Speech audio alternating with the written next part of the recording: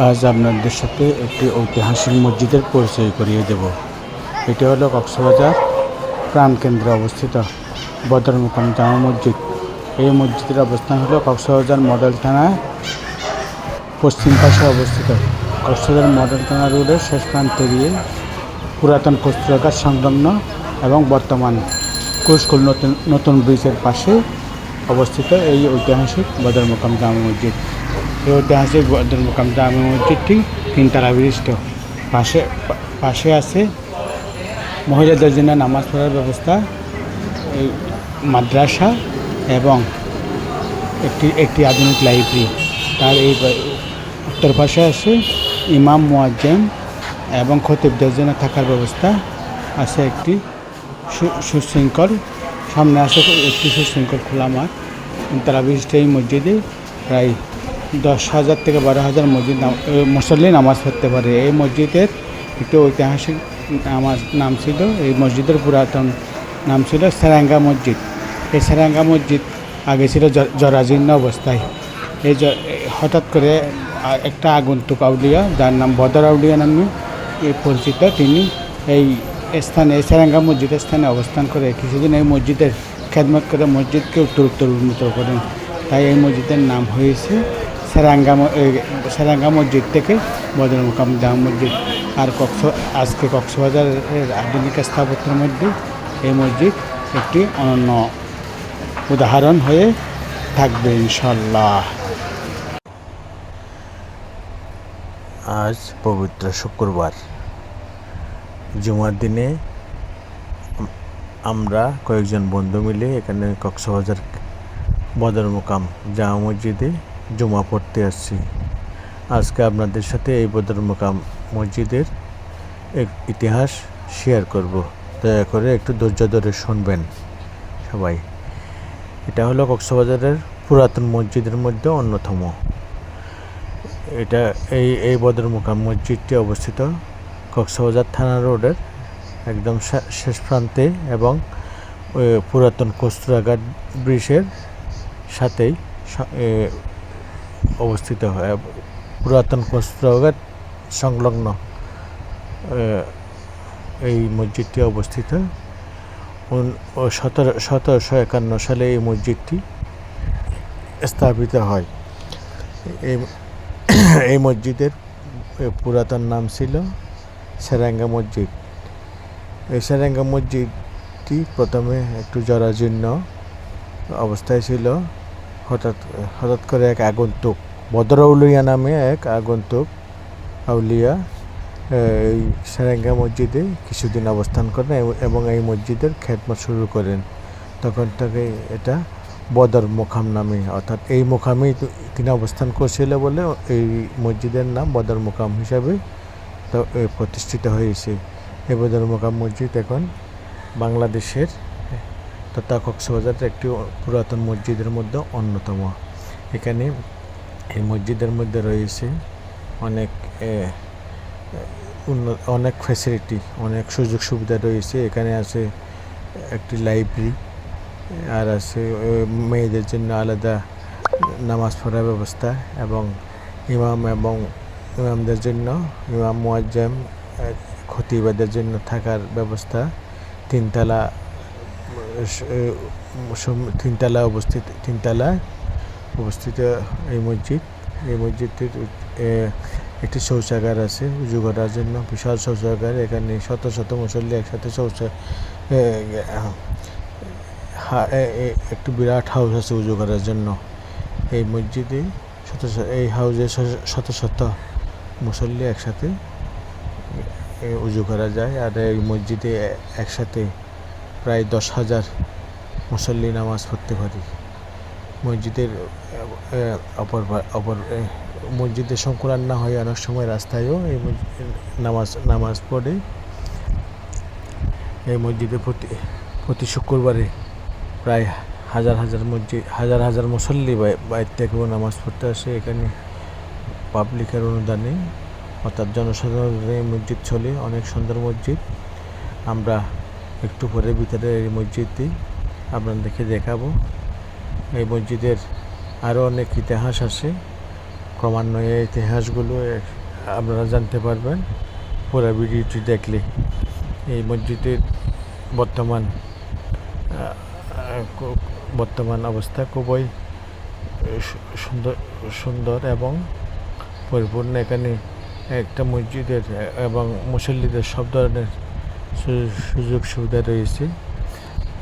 এটা হলো এই যেটা আমরা দেখতেছি মুসল্লিদের অবস্থা, এটা মসজিদের একদম বারান্দার বাইরে যে অবস্থিত সেই অংশটা তো হাজার হাজার মুসল্লি জমা পড়ার জন্য অপেক্ষা করতেছে।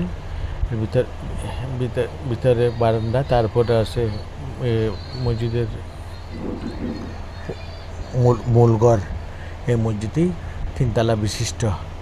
এই মসজিদটি প্রতিষ্ঠিত হয়েছে 1951 সালে।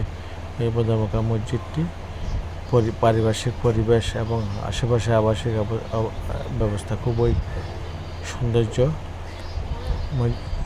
মসজিদে মেয়েদের জন্য আলাদা নামাজ পড়ার ব্যবস্থা আছে।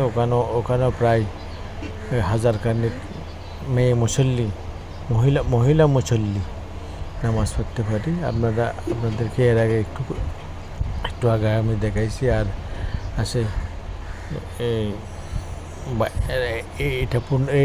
এই অংশটা পূর্ণ হওয়ার পরও রাস্তায় অনেক হাজারো মুসল্লি জুমার নামাজ পড়তে দাঁড়িয়ে যায়। প্রায় 10,000 থেকে 12,000 মুসল্লি একসাথে নামাজ আদায় করে এবং একটি জান্নাতি পরিবেশ সৃষ্টি হয়। মুসল্লিদের একটু পরে আমরা ভিতরে চলে যাব।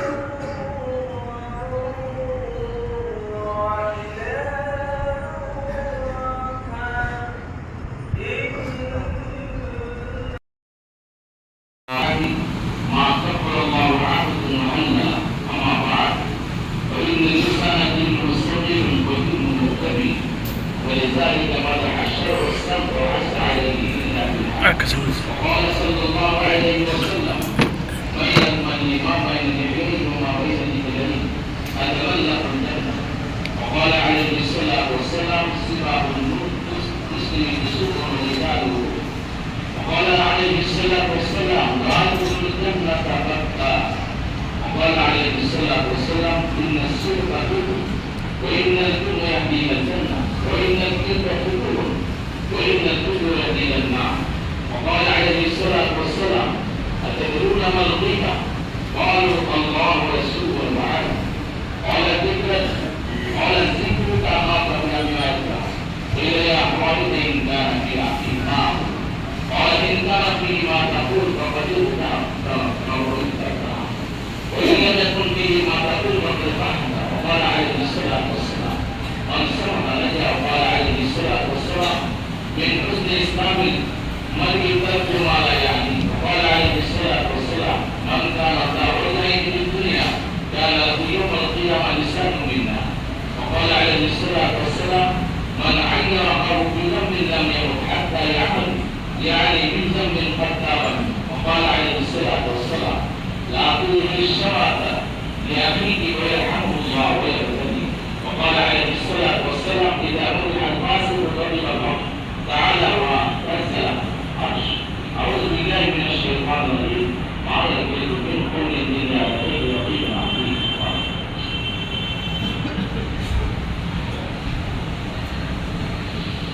الحمد لله نحمده ونستعينه ونستغفره ونؤمن به ونتوكل عليه ونعوذ بالله من شرور انفسنا ومن سيئات اعمالنا. من يهده الله فلا مضل له ومن يضلل فلا هادي له. ونشهد ان لا اله الا الله وحده لا شريك له، ونشهد ان سيدنا محمدا عبده ورسوله ارسله بالحق بشيرا ونذيرا صلى الله عليه وعلى اله واصحابه وبارك وسلم تسليما كثيرا. اما بعد، فإن يوصيكم بتقوى الله والمحافظة على ذكر الله، فلا خير الكلام كلام الله، وأحسن هدي محمد عليه الصلاة والسلام، وشر الأمور محدثاتها، وكل محدثة بدعة، وكل بدعة ضلالة، وكل ضلالة في النار. من أطاع الله ورسوله فقد رشد، ومن يعص الله ورسوله فقد غوى. ربنا اغفر لنا ولإخواننا الذين سبقونا بالإيمان، ولا تجعل في قلوبنا غلا للذين امنوا ربنا انك رؤوف رحيم. اللهم اغفر الشعب والاخوانك على السابقين الاولين من المهاجرين والانصار والذين اتبعهم باحسان، خصوصا على الخلفاء الراشدين المهديين ابي بكر الصديق صاحب رسول الله رضي الله تعالى عنه، وعمر الفاروق كما سال البخاري رضي الله تعالى عنه، وعثمان بن نورين كامل الحياه والوقار رضي الله تعالى عنه، وعلي المخلص بن الجبار رضي الله تعالى عنه، وعلى سيد الشباب من الجنه الإمام الإمامين أبي محمد الحسن وعلى كل المسلم رضي الله عنهما، وعلى أمهما سيدة النساء فاطمة الزهراء رضي الله عنها، وعلى من المكرمين بين الناس أبي عمر بن عبد الله بن العباس رضي الله عنه. أولئك حزب الله، أولئك حزب الله هم المفلحون. اللهم إن الإسلام وأنصاره وأن الشرك وأشراره. اللهم وفقنا لما تحب الرضا واجعل عقوبتنا خيرا من الأولى. اللهم انصرنا نصر دين محمد صلى الله عليه وسلم واجعلنا منهم، واقبل من صلى دين محمد صلى الله عليه وسلم ولا تجعلنا منهم. عباد الله، أشهد أن لا إله إلا الله وحده لا شريك له الأحد الصمد الفرد البارئ، وأشهد أن سيدنا ونبينا وحبيبنا محمدا عبده ورسوله الداعي ونبيه الهادي وحبيبه الصافي، فصلوات ربي وسلامه عليه وعلى آله وصحبه إلى يوم التلاقي. أما بعد، فيا إخوة الإيمان، إن أيام العشرة الأولى من شهر ذي الحجة أيام فاضلة طيبة، مناقبها جمة وفضائلها وفيرة. فقد قال النبي صلى الله عليه وسلم: ما العمل في أيام أفضل منها في هذه؟ قالوا: ولا الجهاد يا رسول الله؟ قال: ولا الجهاد إلا رجلا خرج يخاطر بنفسه وماله فلم يرج بشيء، هكذا حث النبي صلى الله عليه وسلم أمته وشيعته على الاهتمام بالأعمال الصالحة في هذه الأيام. وقد حلف الله سبحانه وتعالى في كتابه المجيد بهذه الأيام العشر ولياليها، فقال: والفجر وليال عشر. وقال النبي صلى الله عليه وسلم: صيام كل يوم من هذه الأيام يعدل بصيام سنة، وقيام كل ليلة منها يعدل بقيام ليلة القدر، والعمل فيهن ب700 ضعف. عباد الله، فعلينا أن نهتم بهذه الأيام ونكثر فيها من التهليل والتحميد والتكبير والأعمال الصالحة.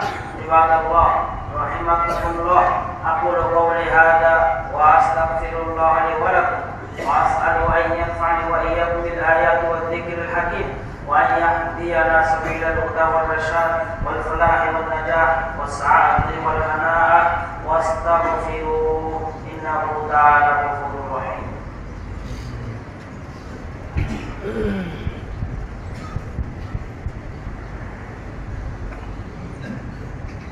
نحمده ونستعينه ونسترشده ونستهديه ونؤمن به ونتوكل عليه، ونعوذ بالله من شرور أنفسنا ومن سيئات أعمالنا. من يهده الله فلا مضل له، ومن يضلله فلن تجد له وليا مرشدا. ونشهد أن لا إله إلا الله وحده لا شريك له، ونشهد أن سيدنا ونبينا وحبيبنا محمدا عبده ورسوله. عباد الله، إن الله أمركم بالصلاة والتسليم على حبيبه دائما وأبدا، توقيرا له وتبجيلا، حيث يقول: إن الله وملائكته يصلون على النبي يا أيها الذين آمنوا صلوا عليه وسلموا تسليما. اللهم صل وسلم وبارك على صفيك من خلقك وحبيبك وعلى آله وأزواجه وذرياته أجمعين، كما صليت وباركت على خليلك إبراهيم وعلى آل إبراهيم إنك حميد مجيد. وارض اللهم عن الصحابة كلهم، وعن الحسن والحسين وسيد شباب أهل الجنة رضي الله تعالى عنهما، وعن فاطمة سيد نساء أهل الجنة رضي الله تعالى عنها، وعن حمزة أسد الله وأسد رسوله رضي الله تعالى عنه، وعن سائر الصحابة أجمعين. اللهم اغفر للمؤمنين والمؤمنات والمسلمين والمسلمات الأحياء والأموات إنك سميع قريب مجيب الدعوات. اللهم انصر المؤمنين المستضعفين في مشارق الأرض ومغاربها، لا سيما المسلمين في فلسطين، وانصرهم وارحمهم ونجهم من القوم الظالمين. اللهم عليك بالظالمين من اليهود والنصارى والمجوس والكفار والمنافقين والزنادقة. اللهم شتت شملهم ومزق جمعهم وخذهم أخذ عزيز مقتدر. عباد الله، إن الله يقول بالعدل والإحسان وإيتاء ذي القربى وينهى عن الفحشاء والمنكر والبغي يعظكم لعلكم تذكرون. اذكروا الله يذكركم وادعوه يستجب لكم ولذكر الله أكبر والله يعلم ما تصنعون.